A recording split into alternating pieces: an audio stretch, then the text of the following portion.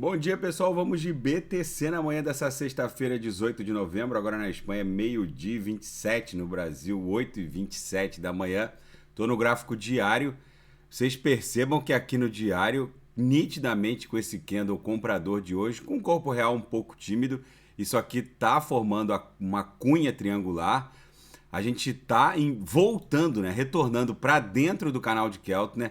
É muitíssimo provável que agora, com a entrada do final de semana, a gente fique namorando aqui a base do canal de Keltner até tentar promover essa incursão com a proximidade da segunda-feira e tentar esse teste na mediana do canal de Keltner, que nesse momento se confunde com a base da nuvem na projeção. Alguns indicadores já dão conta do esgotamento desse ímpeto vendedor aqui, imposto pelo crash da FTX. Ó. Aquela mega agulhada acabou esgotando essa força vendedora. Olha aqui o MACD, como a gente está em vias de criar uma amplitude ondulacional compradora. Os outros indicadores também mostram um claro esgotamento desse ímpeto vendedor. No nosso gráfico da banda de VWAP mensal, nitidamente a gente está formando aqui uma espécie de xícara aqui em direção à VWAP mensal, que está lá em 18.700. No intraday a BTC está um reloginho, bate na lower, volta para VWAP, olha aqui, bateu na upper, voltou para VWAP, esgarçou um pouquinho aqui a lower, acabou impondo uma emborcadura para baixo, depois voltou para VWAP, tá bom de dar sinal hoje, daqui a pouco eu vou ofertar os sinais na sala de sinais. Gente, eu recebi uma tonelada de mensagens em razão daquele meu vídeo relativo às camadas de ataque vezes 10 da BTC. É óbvio que quando a BTC estava aqui nessa camada de 100 dólares, tentando pular de 10 dólares para 100 dólares, tentando pular para a camada subsequente de 100 dólares para 1.000 dólares, ninguém imaginava a BTC acima de 10 mil dólares, porque ela estava tentando chegar em 1.000 dólares. E a camada atual que a gente está, de 10 mil dólares até 100 mil dólares, ninguém consegue imaginar a BTC na camada de 1 milhão para 10 milhões. Mas vai ser sempre assim.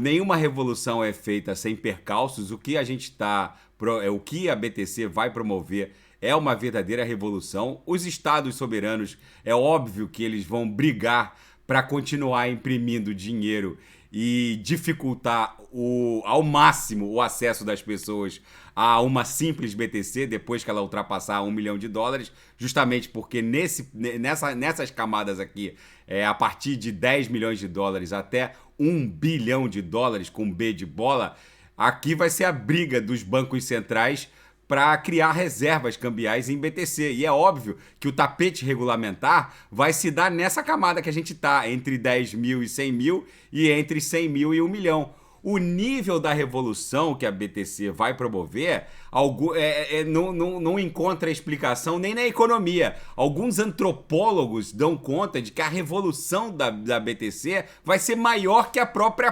pólvora. Mas aí vão me chamar de louco, sonhador, mas não é. Quem está dizendo isso é o autor do clássico livro Pai Rico, Pai Pobre, que também pontifica que o mundo cripto vai impor a maior transferência de riqueza desse século. Então, quando eu mostro esse gráfico aqui, é óbvio que quando a BTC estava brigando para sair dessa camada de 100 dólares até 1.000 dólares, olha como a briga foi boa. Foi aqui que ela conseguiu galgar esse market cap de bilhões de dólares. Ela ficou 1.339 dias nesse patamar. E agora o patamar que a gente se encontra, que é esse de 10 mil dólares até 100 mil dólares, é muitíssimo provável que a gente fique pelo menos os 1.339 dias. A gente tem que acrescentar 380 dias a esses 625 já pontificados aqui no gráfico, porque esse estudo foi encerrado em 31 de outubro de 2021. Então, como a gente já está na segunda quinzena de novembro de 22, então pode botar uns 380 e tantos dias aqui. Então, a gente já esgotou praticamente 1.000 dias dessa camada de 10 mil a 100 mil. Mas é muitíssimo provável que a gente fique mais uns 300 ou 500 dias nessa camada, porque é a camada em que a BTC vai superar o market cap das maiores corporações empresariais do planeta. É a camada onde o pavimento regulamentar também vai ensejar esse Sputnik. E quando a BTC... é óbvio que quando a BTC estava tentando superar $100, ninguém imaginava que essa camada de 10 mil a 100 mil fosse acontecer. Como hoje, ninguém imagina que ela, quando chegar na camada de 10 milhões para 100 milhões, que vai ser justamente quando bancos centrais estarão fazendo reservas cambiais em BTC, é óbvio que ninguém consegue imaginar como vai se dar esse cenário. E eu ouso afirmar que nessa camada de 10 milhões em direção a 1 bilhão, nessas camadas aqui, desses quadrantes mais tópicos, eu ouso afirmar que aqui vai ser muito mais fácil ela ficar pulando de camada em camada, porque simplesmente a riqueza já vai estar ultra concentrada e é muito mais... É muito mais factível ela pular de 10 milhões para 1 bilhão do que pular de 100 mil para 1 milhão, vamos colocar assim. Mas essa camada aqui, que a gente está protagonizando agora, é verdadeiramente uma camada difícil, porque a BTC, nesse momento, está tentando superar o market cap das maiores corporações empresariais do planeta. Mas voltando aqui ao gráfico diário, a BTC está um reloginho, daqui a pouco eu vou ofertar os sinais na sala de sinais, bate na lower, volta para ver o up, bate na upper, volta para ver o up, vai ser lucro no bolso dos assinantes. E na seara fática, crise na FTX, a CVM de Bahamas transferiu o que restou dos ativos da FTX para uma carteira digital controlada pelo governo das Bahamas. Tá uma briga entre a competência para processar a falência entre a jurisdição de Bahamas e a jurisdição norte-americana. E uma entrevista inédita com o Sam Bankman-Fried. Ele concedeu uma entrevista à Vox nessa quarta-feira, anteontem, dia 16, em que ele mandou os reguladores para aquele lugar e disse que os problemas da FTX começaram com o crash da Luna UST. Ele reportou que tinha bastante Luna UST e ali começaram os problemas. E a contabilidade bagunçada reportada pelos liquidantes da FTX, para ele não era um problema, porque ele entendia toda aquela bagunça. É um misto de arrogância e maluquice, vamos colocar assim. E a Binance promoveu uma transferência de 2,7 bilhões com B de bola para fora da carteira da prova de reserva e deixou a comunidade um pouco assim preocupada. Todos os olhos estão voltados nesse momento para a Binance, quando a comunidade cripto notou que a maior exchange do planeta movimentou 2,7 bilhões com B de bola da sua carteira de Proof of Reserve, prova de reserva. A postagem no Reddit também afirmou que a bolsa até o momento não justificou essa movimentação bilionária das reservas.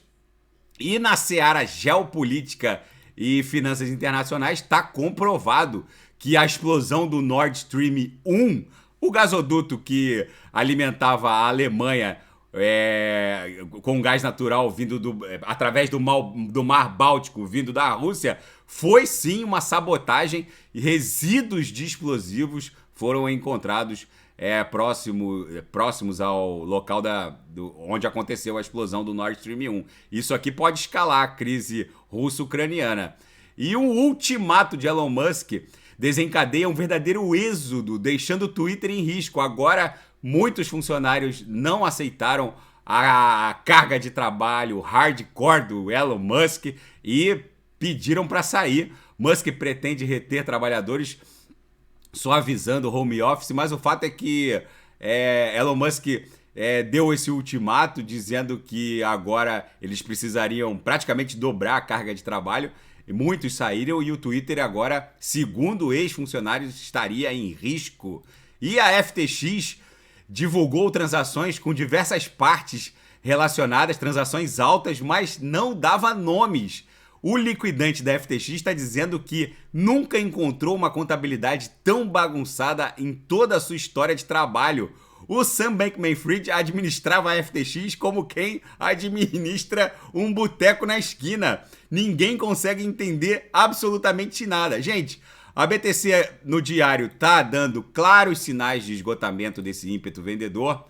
A gente ainda vive os efeitos de um rescaldo pós-crash da FTX, mas é nítido que a inércia vendedora está se esgotando. A gente está voltando aqui, namorando a base do canal de Keltner para testar a mediana do canal ali na altura de 18.300, vamos colocar.